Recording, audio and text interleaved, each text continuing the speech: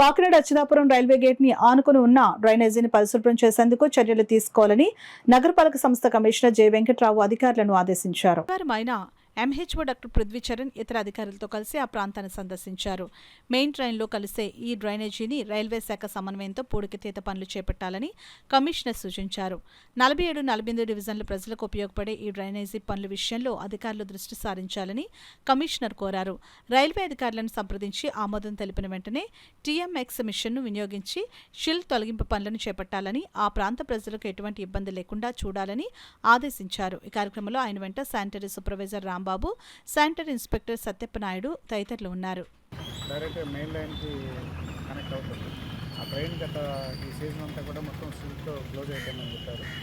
ఒకసారి మిగతా ప్రయారిటీ అన్నీ కంప్లీట్ అయితే అక్కడ కూడా పంపించి మొత్తం ఆ 700 మీటర్స్ కూడా ట్రైన్ క్లియర్ చేసి అటుపక్క ఏవైతే హౌస్ హోల్డ్స్ ఉన్నాయో ఆ హౌస్ హోల్డ్స్ అన్నిటికీ కూడా వాటర్ ఫ్రీగా ఫ్లో అయ్యేటట్టు నేను ప్లాన్ చేస్తాను. దీనికి రైల్వే అధికారుల యొక్క సహకారాన్ని కూడా కావాలి. ఎందుకంటే ఇదే దారిలో టీఎంఎక్స్ కానీ మనకు పంపించాల్సి ఉంటుంది, చైన్ మౌంట్ టీఎంఎక్స్. కాబట్టి ముందుగా రెవెన్యూ అధికారులు మన రైల్వే అధికారులతో సమన్వయం చేసుకుని ఏదైతే ఆ ట్రైన్ ఉందో ఆ ట్రైన్ క్లియర్ చేయడానికి కూడా నష్టమే చర్యలు తీసుకుంటూ చెప్పాం.